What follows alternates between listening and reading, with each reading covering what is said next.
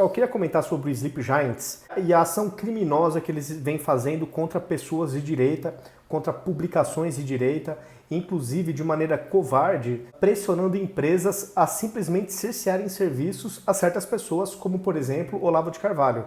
O PayPal censurou ele, cerceou ele de utilizar os serviços, alguns serviços. E isso fere o direito do consumidor. Eu vou aqui comentar com vocês uma reportagem da Revista Oeste, mas é uma coisa impressionante, porque é um movimento de esquerdistas, né? E como todo movimento de esquerdista que se preze, eles têm vergonha de mostrar a cara, porque nem tudo que fazem são corretas, são muito questionáveis, então eles preferem não se expor. Pode ser também que tenham pessoas famosas por trás, que não queiram se expor, mas, por exemplo, a gente tem Felipe Neto, Luciano Huck, que apoiam o Sleep Giants Brasil. A maneira covarde com que eles atacam as pessoas de direita é fazendo com que empresas, através de constrangimento, se vejam obrigadas a cercearem de alguma maneira as pessoas que o Sleep Giants acusam. Quer seja, não colocando publicidade nos seus canais de YouTube, quer seja cerceando o uso de alguns serviços, né? Então eu não sei o que é mais grave. Só que isso afronta o Código de Defesa do Consumidor, inciso 23 do artigo 13. Então eu vou comentar aqui com vocês, eu vou ler alguns trechos dessa matéria, só para vocês verem como as empresas que se acovardam para essa patrulha da esquerda, o Sleep Giants, eles só caçam pessoas da direita, porque eles são super democráticos. Assim, não tem nada demais eles serem movimento de esquerda, só que eles não se assumem como tal. Então eles falam que perseguem qualquer tipo de pessoas, de fake news, mas é mentira. A indignação, o chilique deles são bem selecionados. É isso que incomoda na esquerda, a hipocrisia. Eles nunca assumem a sua postura de esquerda, sempre se pousam de neutros. A hipocrisia reina. Então eu vou comentar aqui essa matéria, vou começar lendo aqui com vocês, só para vocês verem como essas empresas estão errando muito ao cederem para esses movimentos esquerdistas que sequer se identificam. Os líderes desse grupo se identificam, o que é um absurdo. Começando aqui.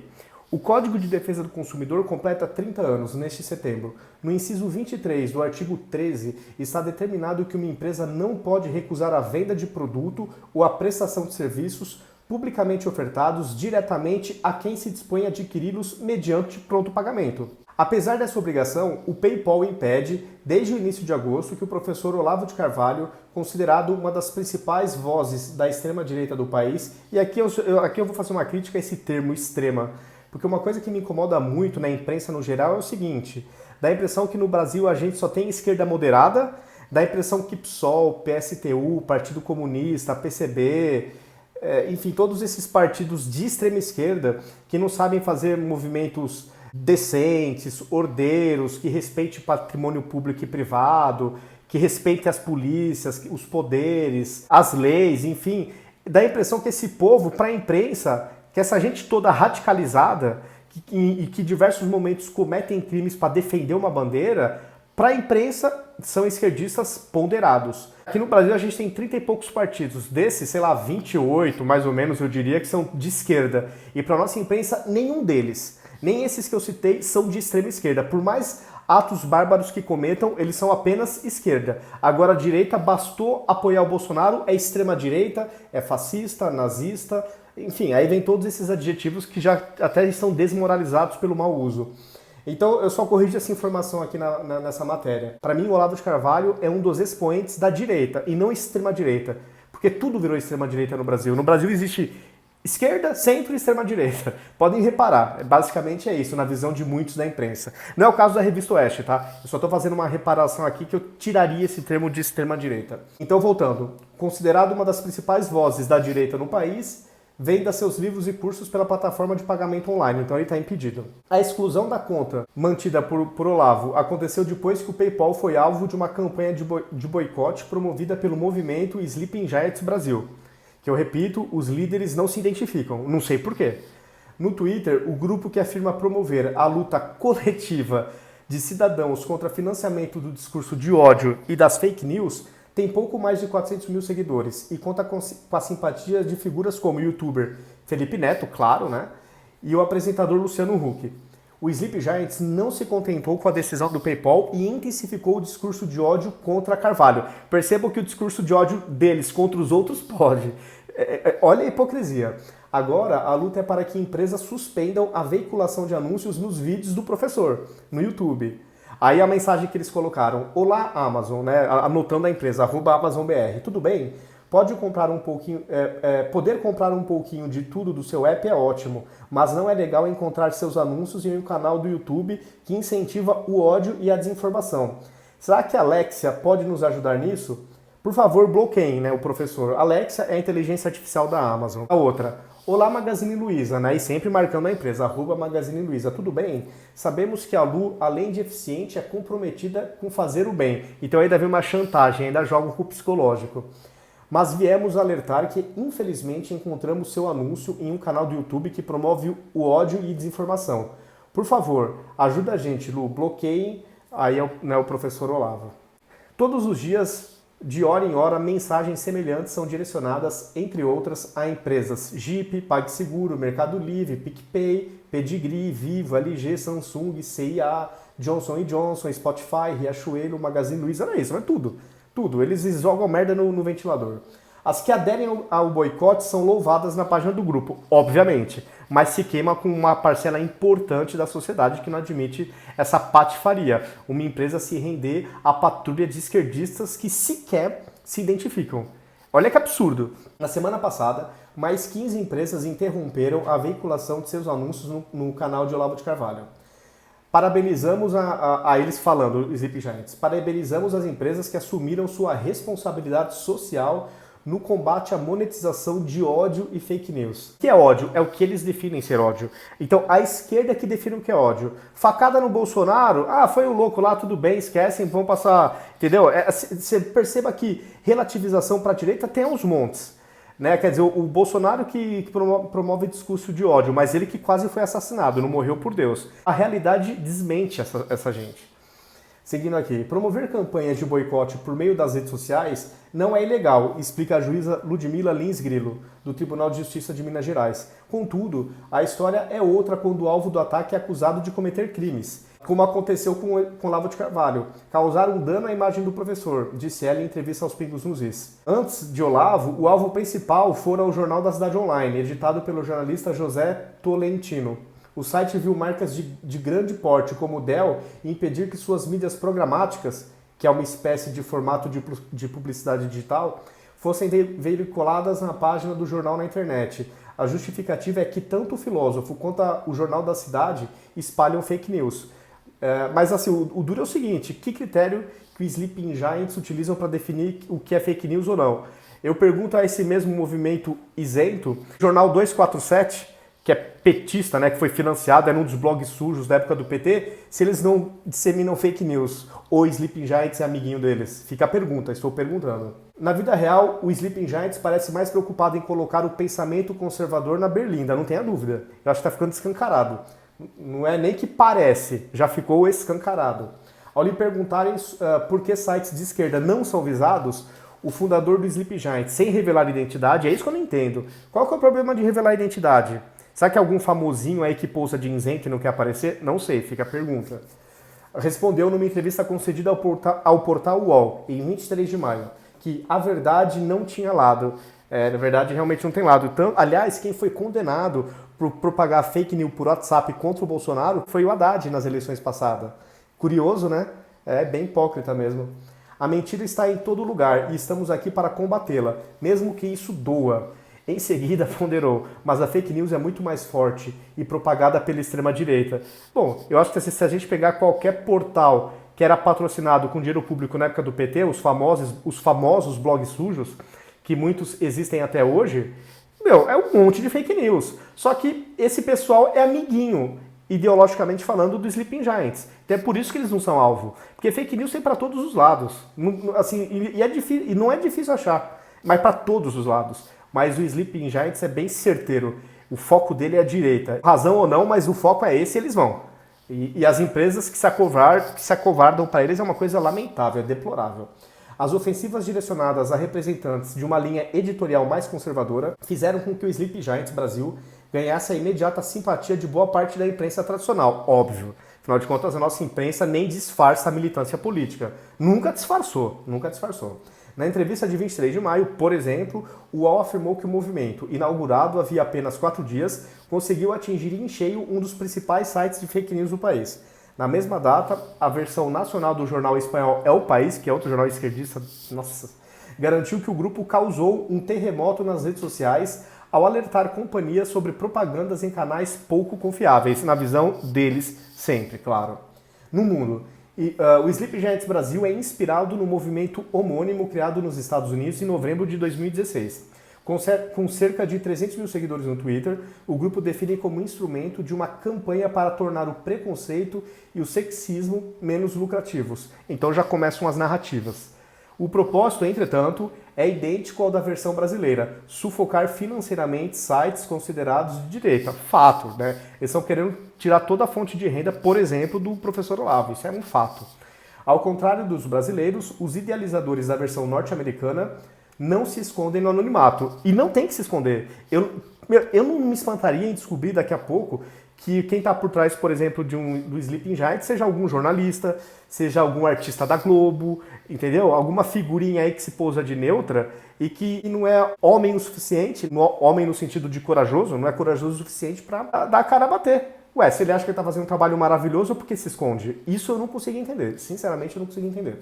Em outras campanhas, o Sleeping Giants organizou um boicote ao site de notícias Breitbart, não sei se é assim que fala, e pressionou o PayPal a excluir de suas plataformas os pagamentos a ativistas e grupos que considera ultradireitistas. Também intimou o Bank of America a parar de fazer negócios com prisões particulares. Pelo amor de Deus, né? É inacreditável. Inacreditável. Ironicamente, a dupla de fundadores se separou depois de uma briga de egos que inclui acusações públicas de preconceito e sexismo.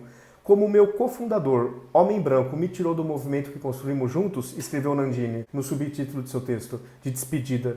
Quero mostrar como uma mulher negra quase desapareceu do movimento que ela construiu e o que acontece quando ela se recusa a seguir as regras que seu líder masculino branco estabelece. Outra coisa que me irrita nessa esquerda chiliquenta, que tem chilique seletivo, que é o que eu sempre digo, a esquerda não se importa com o mérito da questão. Não importa o que você fale ou o que você faz. O que importa é quem faz e quem fala alguma coisa. Aí o chilique desperta nele, senão não desperta nada. É isso que me incomoda. Então assim, já rotulou o cara de branco e homem, pronto, acabou, virou um monstro. Entendeu? Quer dizer, as pessoas estão sendo rotuladas. Então você que tem, enfim, aparência similar à minha, cor de pele, você é um monstro para essas pessoas. Por definição, por definição. Então qualquer coisa que eu falar ou você falar, o chilique vai vir. O chilique dessa gente é bem direcionado. Então isso que me incomoda muito. E o fato de muitos não quererem expor o rosto também, eu acho isso o fim da picada. O ativista deixou a organização no momento em que o grupo começava a pedir o boicote de anunciantes contra o Facebook. Na mesma época, despontou nas redes o movimento Stop Hate for Profit, pare de odiar por lucro, né, em tradução livre, que convoca empresas a remover anúncios de rede social enquanto não fosse bloqueado o que o grupo chamava de conteúdo de ódio. Ou seja, eles estão censurando previamente, é isso. As empresas não estão autorizadas a publicar enquanto eles não determinarem onde dá e onde não dá. Isso é o fim da picada, né? Isso é uma ditadura da informação, digamos assim. É inacreditável. Starbucks, Coca-Cola e Unilever foram algumas das marcas que suspenderam anúncios pagos na plataforma. Então, acovardamento é você ceder ao chilique seletivo, à indignação seletiva, às narrativas seletivas. Enfim, eu acho que isso é muito pouco democrático. A partir do momento que o grupo só permite que empresas publiquem naquilo que o grupo acha que pode, cara, isso é censura. Isso é uma pseudo-ditadura, é uma coisa inacreditável. Coincidentemente ou não, o Facebook passou a limitar a exposição de sites conservadores.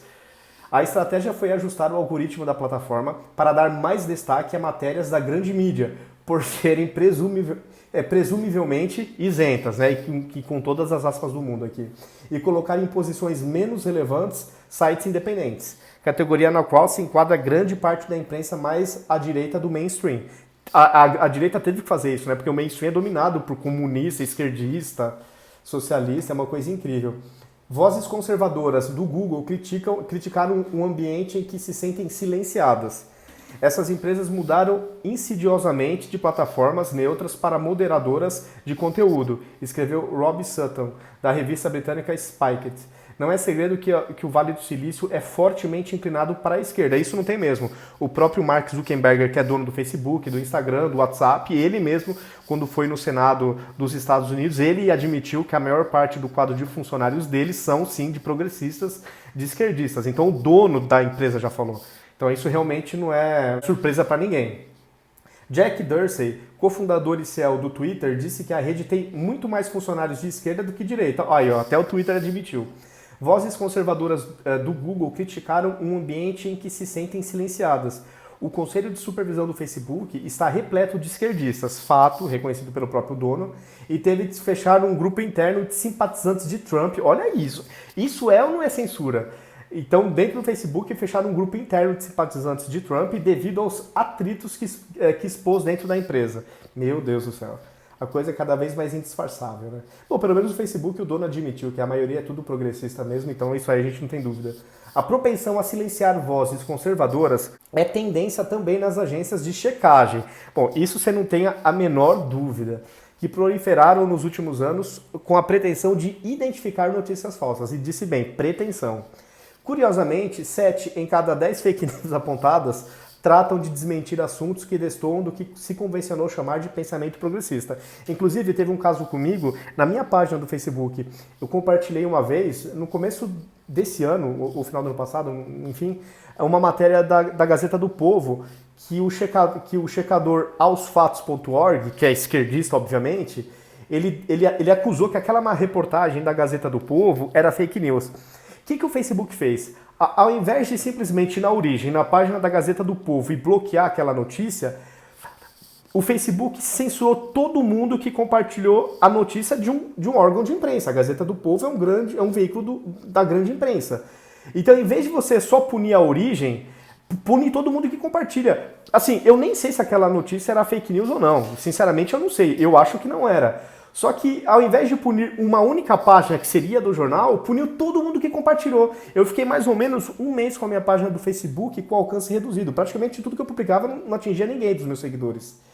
Porque eu compartilhei uma notícia da grande imprensa. Não fui eu que inventei. E eu insisto, para mim não era fake news. Foi esse checador de fatos que falou que era. E você não consegue recorrer no Facebook. A coisa é muito tirana, é muito ditatorial. Se o checador de fato fala, acabou, amigão. Você dançou. Mesmo que você não produziu o conteúdo, você compartilhou de uma revista. Isso é uma maneira de você, em pouco tempo, derrubar um monte de conservador, um monte de direitista. Porque você acha que fui só eu que compartilhei essa matéria da Gazeta do Povo? Foi um monte de pessoas que não são da esquerda. Então é uma estratégia de você realmente silenciar um número gigante de pessoas. Você não vai só na fonte, você vai em todo mundo que sem saber compartilhou a fonte. Eu acho isso totalmente questionável, no mínimo. Recentemente, 3 reportagens de Oeste foram alvos de agência de checagem. A própria Oeste já sofreu isso. A primeira mostrava que, diferentemente do que estava sendo divulgado de forma intensiva pela grande imprensa, a Amazônia não estava em chamas. A segunda informava que a OMS, depois de passar meses recomendando um lockdown para tentar conter a pandemia de coronavírus, havia recuado e começar a defender a retomada da economia. Na terceira, a pandemia em declínio, Brasil zerou excessos de mortes em junho, o projeto Comprova chegou a entrar em contato com uma das fontes citadas na matéria para, segundo a agência, entender melhor os números e a metodologia por trás deles. As 3 reportagens estão corretas. O West reafirma o que publicou, mas foi censurada por esses esquerdistas, por esses checadores de fatos progressistas. E as redes sociais, de maneira tirânica, acreditam cegamente nesses esquerdistas. E eu já senti na pele, e a revista West, Gazeta do Povo, já sentiu na pele. Então, assim, os meios de comunicação que não apoiam Venezuela, Cuba, Angola, enfim, todas essas besteiras de comunismo, socialismo, esquerdismo no geral, todo mundo que não pensa igual essa laia dança. Bom, pessoal, é isso. Assim, eu queria compartilhar com vocês a censura indisfarçável que a gente sofre nas redes sociais. Eu acho isso uma coisa injusta. Eu acho que tem que ter leis que garantam, sim, o amplo direito de divulgação de suas ideias nas redes sociais, não só aos esquerdistas, como aos centristas, aos direitistas, né? Porque o jogo fica muito desigual. E mesmo assim, as redes sociais conseguem eleger políticos de direita, mesmo com a censura. E eu acho que é isso que deixa essa gente desesperada. Eles estão em pânico. Isso vocês não tenham dúvida. Pessoal, deixe seus comentários. Se vocês gostaram, compartilhem o vídeo. Me sigam nas redes sociais, ativem as notificações e até o próximo vídeo, pessoal. Até!